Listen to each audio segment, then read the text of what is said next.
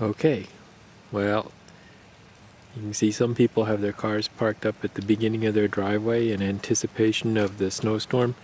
So far, it's not too bad. Still going. It's about 4 o'clock in the afternoon.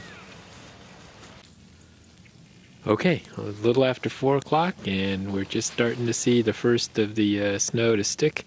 It's been snowing now for a little over 6 hours. Started about 10 o'clock. I think they were predicting for half an inch by now, but as you can see, it's just a dusting.